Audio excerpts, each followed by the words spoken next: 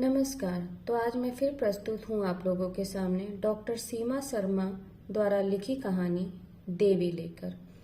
कहानी सुनाने से पहले आपसे थोड़ी बातें। हमारी सामाजिक मर्यादाएं कुछ इस तरह बुनी गई हैं जिसमें गरीब का कोई महत्व नहीं है। धर्म के पाखंडियों ने न जाने कितनी मासूम बालिकाओं पर सदियों से देवदासी बनाकर जुल्म ढाए हैं। लेकिन सिक्के का दूसरा पहलू तो देखिए कि शोषित व पीड़ित लोग ही इस कृत्य को सही भी ठहराते हैं। समय किसी को छोड़ता नहीं है। हाँ, कुछ देर के लिए मौन बनकर जरूर रहता है, तमाशा भी देखता है, लेकिन सबको अपने किए की सजा भी अवश्य देता है। यही समय की नियति है और यही धर्म का विधान भी है। तो चलिए कहानी की शुरुआत करते हैं। अगरबत्ती और लोबान के धुएं में आसपास का वातावरण शुद्ध होता रहता और थाली में कपूर की बाती से माँ काली की आरती उतारते पुजारी जो बेहद श्रद्धा से माँ को निहारते। नन्ही चिन्मया अपनी माँ के साथ जब मंदिर में जाती उसे लगता यहाँ भगवान सिर्फ उसकी तरफ ही देखते हैं। किसी भी कोण से देखो काली माँ की आंखें चिन्मया पर ही टिक जाती। जोर जोर से शंख ध्वनि बीच बीच में चौंका देती, पर चिन्मया का ध्यान माँ की मूरत पर ही बना रहता। क्यों माँ, क्या देवी सच्ची होती हैं? मेरी बात सुनेंगी? जब कभी वह पूछती, माँ यही जवाब देती, हाँ बेटी, बच्चों की तो जरूर सुनती हैं। बच्चे खुद ही भगवान होते हैं। तुम्हें क्या परेशानी है? कुछ नहीं माँ, मैं पढ़ना चाहती हूँ। मैं चाहती हूँ कि पढ़ लिख कर डॉक्टर बनूं। माँ भी बहलाकर कह देती, अरे तू चिंता मत कर, देवी तेरी जरूर सुनेंगी। पुजारी जी चिन्मया की माँ रुकम्मा से पूछते, क्यों, कल शाम को बेटी को लेकर क्यों नहीं आई? रुकम्मा बोली, क्यों पुजारी जी, तुमने कब बुलाया था? पुजारी जी क्रोध से बोले, अरे तुम्हें पता नहीं, कल साल का 9वां दिन था और हर साल देवदासी के लिए बच्चियों का चयन इसी दिन करते हैं। अभी तो तुम्हारी लड़की कन्या है, मंदिर की सेवा के लिए ठीक रहती। रुकम्मा का कलेजा कांप गया। छोटे से गांव में मात्र 900 लोगों की आबादी थी। इसमें भी हर साल कम से कम 20 लड़कियों को गांव की परंपरा के अनुसार देवदासी बनाते थे। ऐसे में गरीब लड़कियों का बड़ी सावधानी से चयन करते। लड़की को कोई रोग नहीं होना चाहिए। फिर 5 साल मंदिर के पीछे तल घर में कन्या को पवित्र करने की बेहुदा रस्म चलाई जाती। रुकम्मा का पति जोरावल किसान था, पर जुआरी शराबी होने के कारण सारा पैसा इधर उधर कर देता। रुकम्मा की 3 लड़कियां थीं। इसमें 2 बड़ी की शादी तो कर दी गई थी, पर चिन्मया तो नन्ही बच्ची है, मात्र 8 बरस की। पर कभी नशे में जोरावल ने पुजारी से कह दिया था कि थोड़े दिन बाद चिन्मया को ले आऊंगा। शराब के नशे में वह कहीं पड़ा होगा। अगर होश में होता तो शायद चिन्मया को जबरदस्ती मंदिर ले जाता। रुकम्मा की आंखों में आंसू आ गए। उसने चिन्मया को तेजी से गोद में चिपटा लिया और मंदिर के बाहर जाने लगी। पुजारी विकृत हंसी हंसने लगा। अब तो रुकम्मा रोती हुई घर चल दी। चिन्मया ने रोती माँ को चुप कराकर कहा, माँ रोती क्यों हो? माँ काली है ना, मैं उससे कहूंगी। मेरी माँ को तंग मत करो। कल मैं खुद मंदिर जाकर माँ से प्रार्थना करूंगी। रुकम्मा सकते में आ गई। उसने चिन्मया से कहा, नहीं, अभी तुम मंदिर मत जाना। देखा नहीं अगरबत्ती और लोबान के धुएं से कितनी घुटन होती है, जिस पर भगवान कितने दिन से हमारी सुनते भी नहीं हैं। तुम्हारे पिता किस तरह से पैसा बर्बाद करते हैं। नन्ही चिन्मया को कुछ समझ नहीं आया।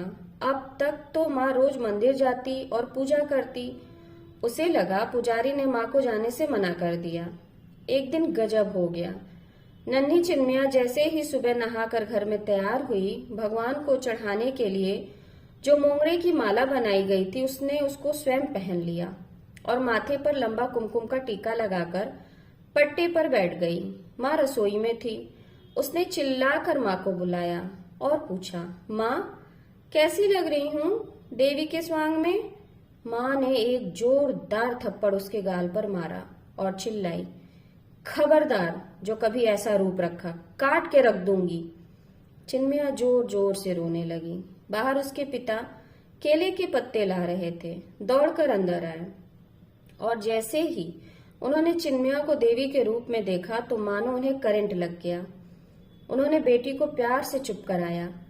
चिन्मया ने माला उतारकर मंदिर के सामने रख दी। रुकम्मा फिर दूसरी माला गुथने लगी। जब वह पीता नहीं तो पूरे होश में होता और रुकम्मा उससे सारी बातें कर लेती, लेकिन जब कभी पी लेता तो भगवान ही मालिक है। एक शाम रुकम्मा ने देखा पड़ोस की एल्लीकुटी अपनी लड़की का हाथ थामे तेजी से मंदिर जा रही थी। उसने रुककर पूछा, कहाँ चली? एल्लीकुटी खुशी से बोली, आज 5 लड़कियां चुनी गई हैं। मेरी बेटी वरलक्ष्मी भी एक है। अब हमारे घर कोई कमी नहीं रहेगी। देवी माँ की कृपा है। एल्लीकुटी बेहद गरीब थी। उसके पास 2 टाइम खाने को नहीं था। उसकी पहले से ही परेशानी थी। पर वरलक्ष्मी तो मात्र 8 बरस की है और देवदासी का अर्थ एल्लीकुटी नहीं जानती। रुकम्मा ने उसे पास बुलाकर समझाया और धीरे से कान में कुछ कहा। एल्लीकुटी उस पर उल्टी पड़ी और बोली, अच्छा, अभी तेरी लड़की को नहीं चुना तो उल्टी पट्टी पढ़ा रही है? मैं सब जानती हूँ। तुम थोड़े पैसे वाले हो ना, ज्यादा ही होशियार हो। पुजारी जी पाप नहीं कर सकते, देवी काट के रख देगी।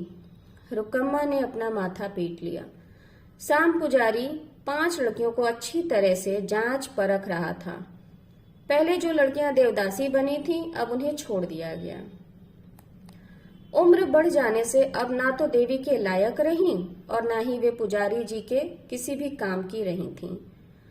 अधबुड़ी, माथे पर चिंता और शोक की हजारों लकीरें, गाल अंदर धक चुके थे और चेहरे पर मुर्दानगी छा चुकी थी।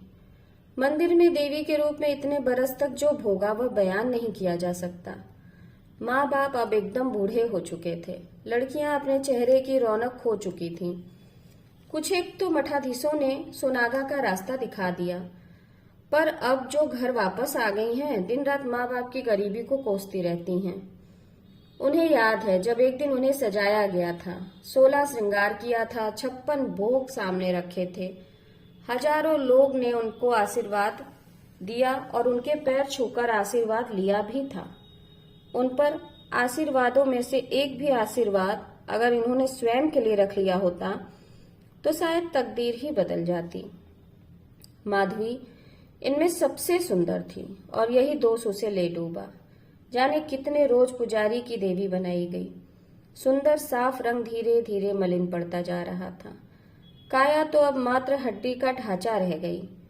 ऐसे में ही जब एक दिन देवी रूप के पास गांव के जमींदार का लड़का लगातार रोज दर्शन करने लगा, उसे भी सब पता था कि यहाँ रोज रात को कितना विभत्स खेल चलता है। एक दिन उसने योजना बनाई। शाम को जब माधवी तैयार की जा रही थी तभी उसने पुजारी से बातों बातों में सौदा कर लिया और आखिरकार 40,000 में वह माधवी को संग ले गया। सुना उसके गांव में भारी हंगामा मचा। बाप ने उसे जमीन जायदाद से बेदखल कर दिया, पर वह तो वैसे भी मुंबई में इंजीनियर था। उसने भी उसी दिन मुंबई का रुख कर लिया, लेकिन माधवी की किस्मत अच्छी निकली। बाकियों से तो भाग्य हमेशा का रूठा रहा। अब माँ बाप की गरीबों को कहाँ तक कोसे। रुकम्मा ने भी सोच रखा था कि नहीं होगा तो चेन्नई के अनाथ आश्रम में लड़की को भेज दूंगी, पर देवी तो कभी सपने में भी नहीं बनाऊंगी। एक रोज रुकम्मा खेत पर बेगार कर रही थी, तभी जोरावल चिन्मया को लेकर मंदिर चला गया। चिन्मया की पड़ोसन किरनूरी दौड़कर रुकम्मा को बुलाने भागी। रुकम्मा ने जैसे ही सुना, पहले तो उसकी आंखों के आगे अंधेरा छा गया, पर जैसे ही उसे चिन्मया की नन्ही सी भोली सूरत याद आई तो उसने तेजी से मंदिर की ओर दौड़ लगा दी। पुजारी चिन्मया के सिर पर हाथ फेर रहा था। इतने में रुकम्मा ने अपनी साड़ी में छुपा हसिया तेजी से पुजारी के गले पर चला दिया। पुजारी की गर्दन एक और लटक गई। रुकम्मा फिर हसिया लेकर अपने पति के पीछे भागी। जोरावल ने नशे की हालत में दौड़ लगा दी। अब तो रुकम्मा ने चंडी का रूप धारण कर लिया। उसने पुजारी के खासम खासों को एक एक करके ढूंढना शुरू किया। मंदिर के तहखाने से कितनी अभिशप्त देवियां बिल्कुल मरी सी हालत में बाहर निकलीं और रुकम्मा स्वयं मंदिर के बाहर अपना हसिया लेकर बैठ गई। आधे अधूरे वस्त्रों में जब लड़कियां बाहर आईं तो लोगों की आंखें फटी रह गईं। सबने सोच लिया था रुकम्मा ने सबसे बड़ा पुण्य किया है, उसे किसी भी हालत में पुलिस के हत्थे नहीं चढ़ने देंगे। जब पुलिस आई तो सारा गांव चिल्लाया, पुजारी जी को तो देवी ने कत्ल किया है। पर कौन सी देवी ने? पता नहीं। बस उसी रोज से मंदिर में सचमुच की देवियों के स्थान पर एक मूर्ति स्थापित हो गई। आज भी गांव में रुकम्मा का हंसिया मंदिर के दरवाजे पर टंगा है। अब कोई भी किसी लड़की या महिला की तरफ गलत निगाह से नहीं देखता है और वह एक आदर्श गांव बन गया है। तो ये कहानी यहीं खत्म होती है। नमस्कार। आप लोगों से एक अनुरोध है कि मेरे चैनल को सब्सक्राइब करिए, लाइक करिए, शेयर करिए। नमस्कार।